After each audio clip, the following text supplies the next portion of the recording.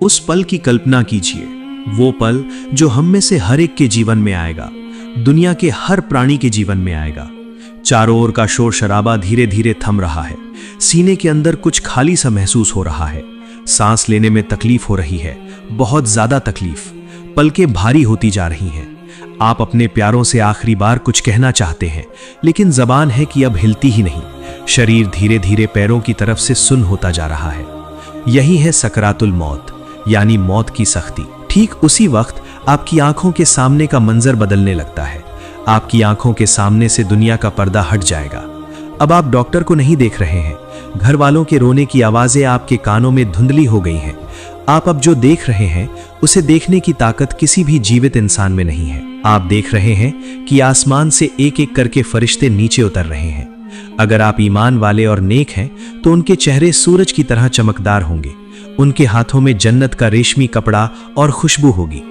और अगर आप गुनाहगार हैं तो उनके चेहरे बहुत ही अजीब कोयले की तरह काले होंगे, बहुत ही भयानक, इतने भयानक कि वैसा खौफनाक चेहरा आपने अपनी जिंदगी में कभी नहीं देखा। उनके हाथों में जहन्नम का बदबूदार टाट होगा। वे ठीक आपकी नजर की हद तक कतार बनाकर खड़े हो जाएंगे। और फिर वो आखिरी पल, तभी आपके सिरहाने आकर वो बैठेंगे जिन्हें देखकर दुनिया के बड़े बड़े बादशाह, दुनिया के निहायत ताकतवर लोग, सभी की सारी जिंदगी की हिम्मत पल भर में खत्म हो जाती है।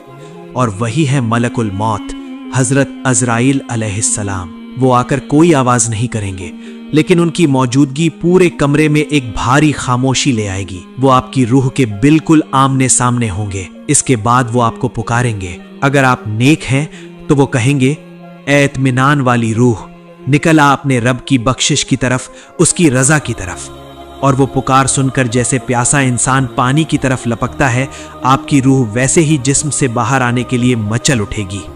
लेकिन अगर आप नाफरमान हैं तो वो बहुत सख्ती से कहेंगे, ए नापाक रूह, निकला अल्लाह के गजब और सजा की तरफ। डर के मारे आपकी रूह जिस्म के अंदर ही भागने की कोशिश करेगी, एक एक नस और रग में छुप जाना चाहेगी। इसके बाद जब मलकुल मौत हजरत अजराइल अलैहिस्सलाम आपको छुएंगे, तो अगर आप एक मोमिन यानी ईमान वाले हैं तो आपकी रूह जिस्म से उतनी ही आसानी से बाहर निकल आएगी जितनी आसानी से किसी बर्तन या मशक से पानी की एक बूंद लुढ़क जाती है। कोई तकलीफ नहीं, कोई झटका नहीं, मानो आप एक गहरी और सुकून भरी नींद में डूब रहे हों। रूह के निकलते ही कमरे में जन्नत की कस्तूरी और अंबर की खुशबू फैल जाएगी, जिसे सिर्फ फरिश्ते और आपकी वो रूह महसूस कर सकेगी। आपके इंतजार में खड़े रहमत के फरिश्ते पलक झपकने से पहले ही उस पाक रूह को जन्नत के रेशमी कपड़े में लपेट लेंगे। लेकिन अगर आप गुनहगार हैं तो आपकी रूह को खींच खांच कर ऐसे निकाला जाएगा जैसे भीगे हुए ऊन के अंदर से कांटों वाली लोहे की सलाख जबरदस्ती खींचकर निकाली जाती है। हदीस में आया है कि इससे जिस्म की रग रग टूटने जैसा दर्द होता है। आपकी रूह जिस्म छोड़ना नहीं चाहेगी, लेकिन फरिश्तों की एक के बाद एक सख्त चोटों से उसे जिस्म से बाहर निकलने पर मजबूर कर दिया जाएगा। निकलने के बाद उससे सड़ी हुई लाश जैसी बदबू आएगी। फिर उस नापाक रूह को जहन्नम के बदबूदार काले और खुरदुरे यानी टाट जैसे कपड़े में लपेट दिया जाएगा। अब आपकी रूह आपके बेजान जिस्म को देख रही है। नीचे आपके बच्चे रो रहे हैं, प्यारी बीवी या शोहर बिलख रहे हैं, आपके माँ बाप सब जैसे गम से पत्थर हो गए हैं। आप चिल्लाकर कहना चाहते हैं, मैं तो मरा नहीं हूँ, मैं तो सब देख रहा हूँ, तुम लोग रो क्यों रहे हो? लेकिन आपकी वो आवाज दुनिया में किसी के कानों तक नहीं पहुंचेगी। इंसानों की दुनिया और आपकी दुनिया के बीच अब एक अदृश्य दीवार यानी बरज़ख बन चुकी है। फरिश्तों का एक समूह आपको लेकर आसमान की तरफ उड़ान भरेगा। रास्ते में आसमान के फरिश्ते पूछेंगे, ये कौन शख्स है, ये किसकी रूह है? अगर आप नेक हैं तो फरिश्ते दुनिया में आपके सबसे अच्छे और प्यारे नाम से आपका परिचय देंगे। कहेंगे, ये फुला का बेटा फुला है। आसमान के दरवाजे आपके लिए खुशी के साथ खोल दिए जाएंगे। हर आसमान के फरिश्ते आपका इस्तकबाल स्वागत करेंगे। लेकिन अगर आप बदकिस्मत हैं, अगर आप अपने रब के नाफरमान बंदे हैं, तो फरिश्ते आपका सबसे घिनौना और बुरा नाम लेंगे। आसमान के पास पहुंचने पर आपके लिए आसमान के दरवाजे बंद कर दिए जाएंगे। अल्लाह ताला ने पवित्र कुरान में फरमाया है, उनके लिए आसमान के दरवाजे नहीं खोले जाएंगे और वे जन्नत में दाखिल नहीं हो सकेंगे जब तक कि सुई के नाके से ऊंट ना गुजर जाए। यानी अब ऊपर जाने के सारे रास्ते हमेशा के लिए बंद हो जाएंगे। तब अल्लाह रब्बुल आलमीन हुक्म देंगे, मेरे इस बंदे का अमल नामा इल्लियीन यानी नेकों की फहरिस्त में या सिज्जीन यानी गुनाहगारों की फहरिस्त में लिख दो और उसकी रूह को दुनिया में वापस भेज दो, क्योंकि मिट्टी से ही मैंने उसे पैदा किया है और इसी मिट्टी में उसे वापस लाया जाएगा। तब पल भर में रूह फिर नीचे उतर आती है। अब वो अपने ही मुर्दा जिस्म यानी लाश के बहुत करीब मौजूद होती है। जरा इस मंजर पर गौर करें। आपको लकड़ी के एक तख्ते पर लिटाया गया है। आपकी सारी जिंदगी की कमाई हुई इज्जत, ताकत और रुतबा सब अब उस तख्ते पर बेजान पड़ा है। अपने ही लोग आपके कपड़े उतार रहे हैं। जिस जिस्म पर जरा सी खरोंच लगने पर आप बेचैन हो जाते थे, आज उसी जिस्म को दूसरे लोग उलट पुलट कर धो रहे हैं, गुस्ल दे रहे हैं। पानी ज्यादा गर्म है या ठंडा, ये बताने की ताकत भी आज आप में नहीं है। आपकी रूह पास खड़ी बेबसी से ये सब देख रही है।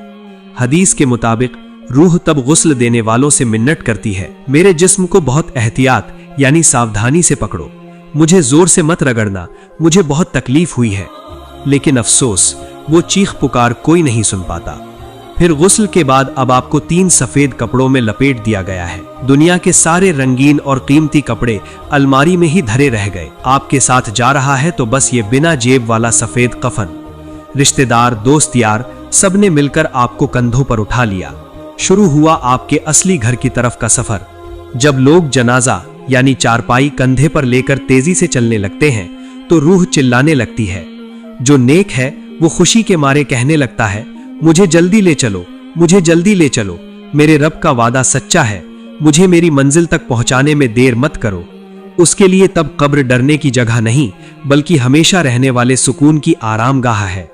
लेकिन जो बदकार है वो डर के मारे थरथर कांपने लगता है और चिल्लाकर कहता है, हाय मेरी बर्बादी, तुम लोग मुझे कहां ले जा रहे हो, मुझे उस अंधेरे गड्ढे में मत ले जाओ। उसकी ये भयानक चीख इंसान और जिन के अलावा दुनिया के सारे जानवर और परिंदे सुनते हैं। अगर इंसान ये आवाज सुन पाते तो वे डर के मारे बेहोश हो जाते। इसके बाद जनाजे के कंधे बदले जा रहे हैं, जाने पहचाने रास्ते पीछे छूटते जा रहे हैं।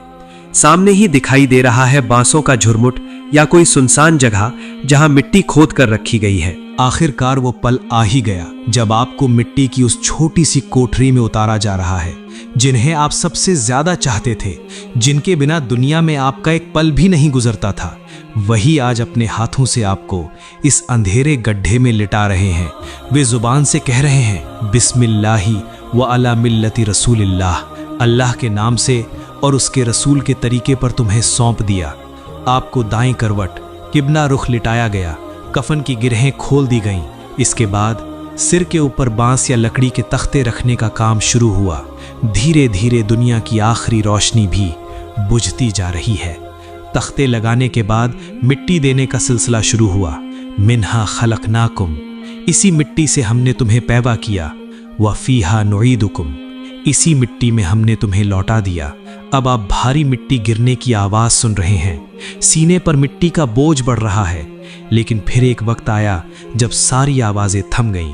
आपके चारों तरफ सिर्फ अंधेरा है, ऐसा घुप अंधेरा जहां अपना हाथ भी दिखाई नहीं देता, बिल्कुल सन्नाटा।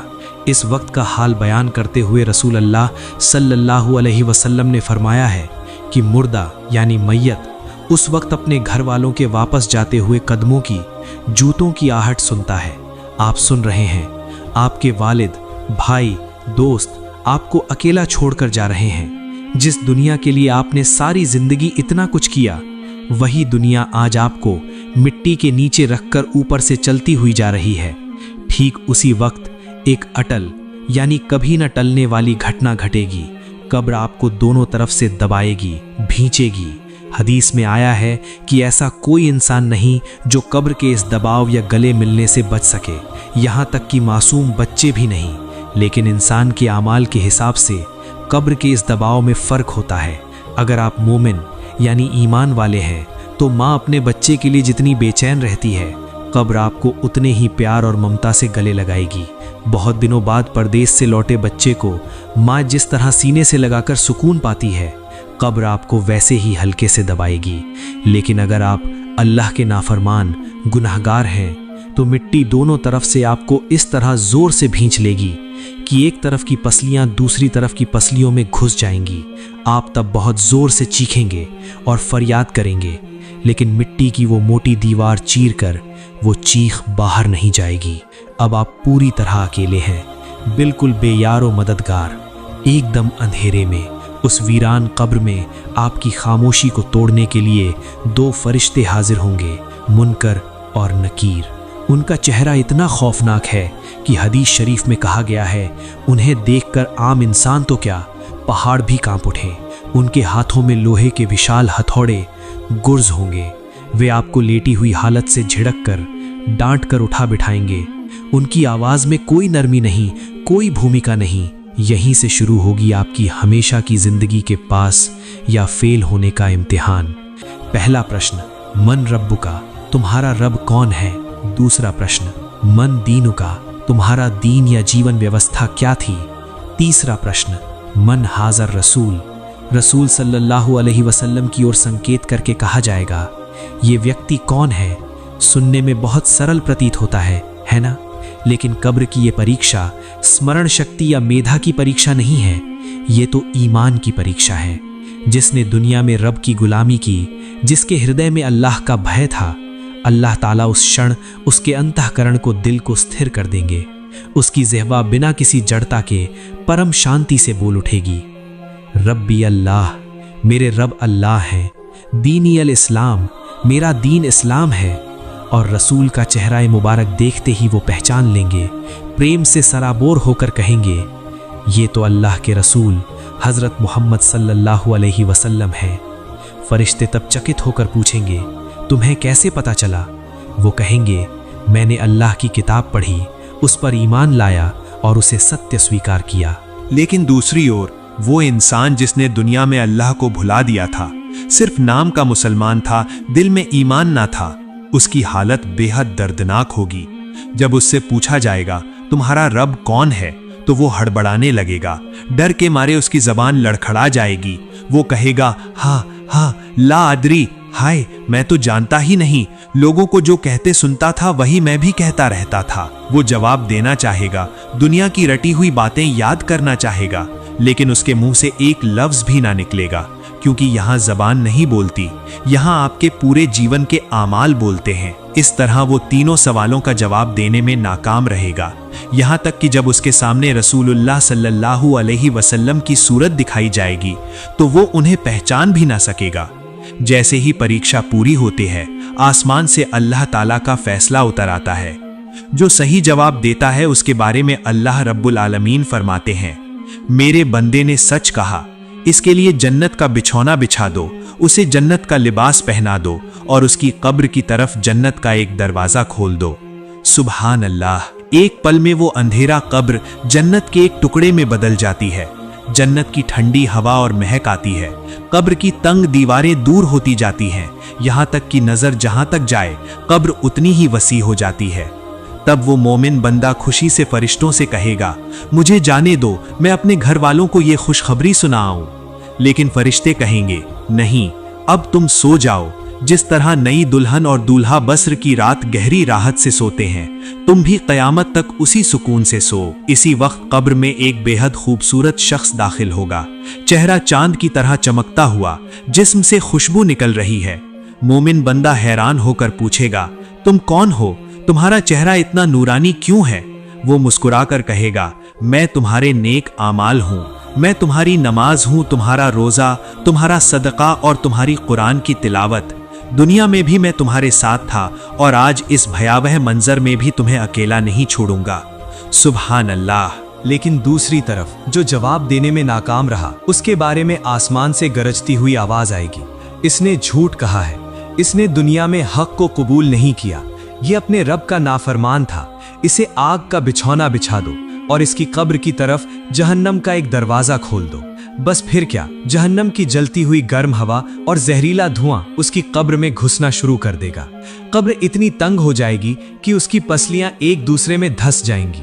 फिर वहां एक भयानक और बदसूरत शख्स पेश होगा, उसके जिस्म से सड़ी हुई जहरीली बदबू उठ रही होगी। मृत व्यक्ति डर के मारे चिल्लाएगा, तू कौन है? मुझे डराने क्यों आया है? वो शख्स घिनौनी हंसी हंसकर कहेगा, मैं तुम्हारे बुरे आमाल हूँ, मैं तुम्हारा सूद, तुम्हारी रिश्वत, तुम्हारी जिना, तुम्हारी गीबत और तुम्हारी छोड़ी हुई नमाजों का बोझ हूँ। दुनिया में तुमने मुझे सीने से लगाया था, आज मैं भी तुम्हें छोड़ने वाला नहीं हूँ। इसके बाद शुरू होता है एक लंबा इंतजार। इसे कहा जाता है आलम बरज़ख, जो दुनिया और आखिरत के बीच का पर्दा है।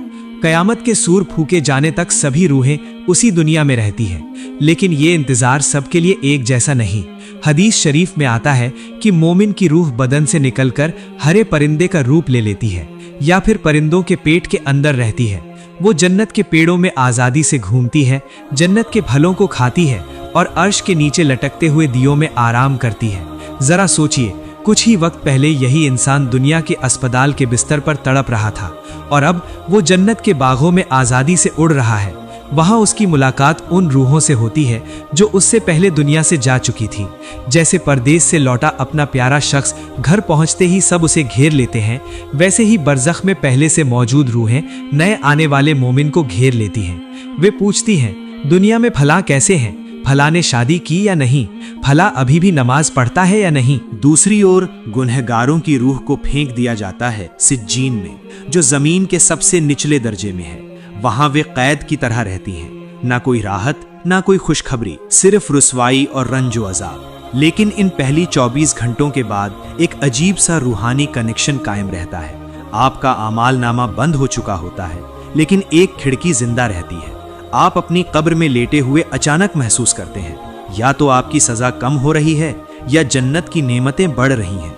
आप हैरान होकर फरिश्तों से पूछते हैं, मेरे तो सारे आमाल बंद हो चुके, तो ये सब कहां से आ रहा है? फरिश्ते जवाब देते हैं, दुनिया में तुम्हारी छोड़ी हुई नेक औलाद ने तुम्हारे लिए हाथ उठाकर दुआ की है, या तुम्हारा सदका जारिया, वो मस्जिद, मदरसा या अनाथालय जो तुमने बनाया था, उसका सवाब पैकेट की तरह तुम्हें भेजा जा रहा है। लेकिन गुनहगारों के साथ मामला उल्टा भी होता है। कुछ लोग कब्र में लेटे हुए देखते हैं कि उनके अजाब की आग तेज से तेज होती जा रही है। क्यों? क्योंकि दुनिया में उन्होंने कोई नापाक सिलसिला शुरू किया था, अश्लील वीडियो, गलत लिखाई या शिर्क व गुमराही का अड्डा, जिससे लोग आज भी गुनाह कर रहे हैं। जितने लोग उस गुनाह में पड़ते हैं, उनका हिस्सा कब्र में लेटे हुए उसी इंसान के आमाल नामे में जमा होता रहता है। इसके बाद यूं ही वक्त गुजरता जाएगा। कब्र की पहली रात बीतेगी और सुबह हो जाएगी। दुनिया में सूरज उगेगा, लोग अपने कामों में लग जाएंगे, लेकिन तुम्हारे लिए अब कोई सूरज नहीं उगेगा।